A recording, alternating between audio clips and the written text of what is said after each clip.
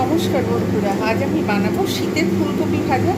আমি এখানে নিয়ে নিয়েছি টুকরো টুকরো করে কেটে রেখেছি আলুগুলোকে। ফুলকপিগুলোকে আমি এরকম পরিষ্কার করে ছোটো ছোটো করে কেটে রেখে দিয়েছি। পরিমাণ মতো নিয়ে নিয়েছি লবণ, হলুদ, আর এখানে 5 ফোড়ন আর শুকনো লঙ্কা আর সর্ষের তেলের রেসিপিটা করব। কড়াতে দিয়ে দিয়েছি সর্ষের তেল, গরম হয়ে গেছে। 5 ফোড়ন শুকনো লঙ্কা আমি এতে দিয়ে দিলাম। এবারে ভাজা ভাজা হয়ে যাবে। এবার এর মধ্যে আমি দিয়ে দেবো আলু এবং ফুলকপি, আমি একসঙ্গেই দেবো।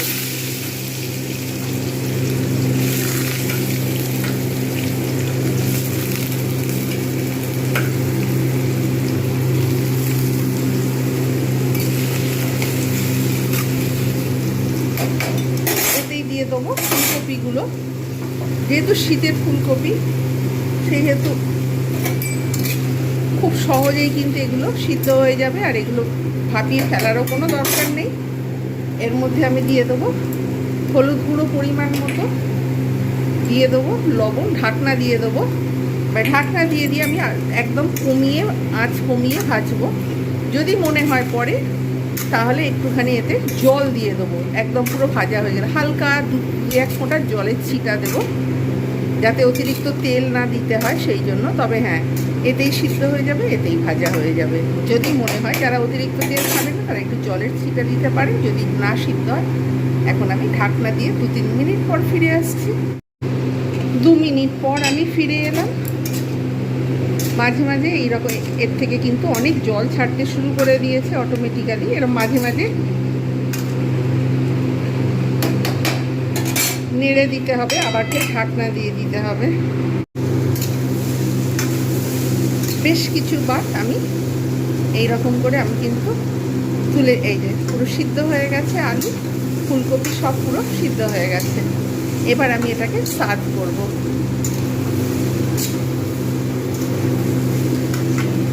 5-7 মিনিটের মধ্যে কিন্তু এত সহজে এই মুখরোচক আলু ফুলকপি ভাজা তৈরি হয়ে যায়। আপনারা এটা কিন্তু রুটি, ভাত, মুড়ি সব কিছুর সঙ্গেই কিন্তু এটা দারুণভাবে এনজয় করতে পারবেন। অবশ্যই এই রেসিপিটা বানাবেন, অনুরোধ রইল প্রত্যেকের কাছে।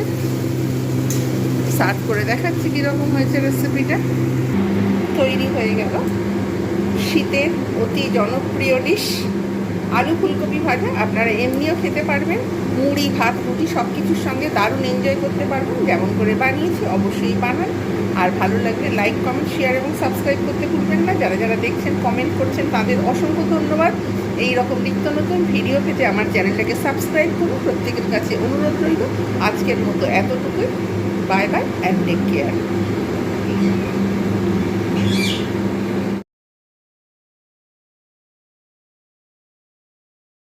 রাত্রেবেলায় শিউলি ফুল ফুটে থাকে, সকালবেলায় ঝরে যায়, যার জন্য আমি দেখাতে পারি না। আমার এখন মনে হলো একটু ভিডিও করি। আর এইখানে চন্দ্রমল্লিকা গাছ, আর ওইখানে গাঁদা গাছ রয়েছে।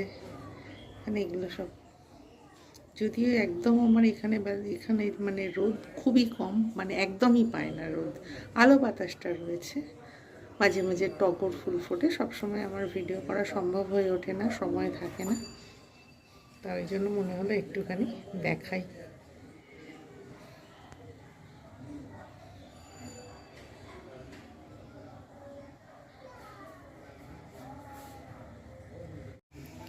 এখানে ফুটেছে লেডিবাগ, জবা ফুল গাছের কুড়ি এসেছে। এখানে তুলসী গাছটা অনেক বেশি লম্বা হয়ে গেছে, সচরাচর এইরকম লম্বা দেখা যায় না, কিন্তু হয়েছে এইরকমই আমার।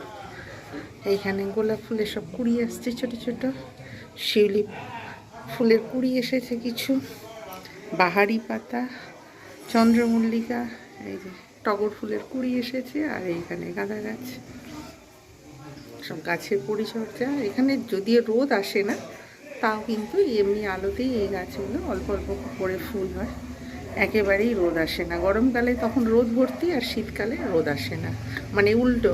যখন দরকার তখন নেই, যখন দরকার নেই তখন আছে, এই রকম একটা ব্যাপার গাছে।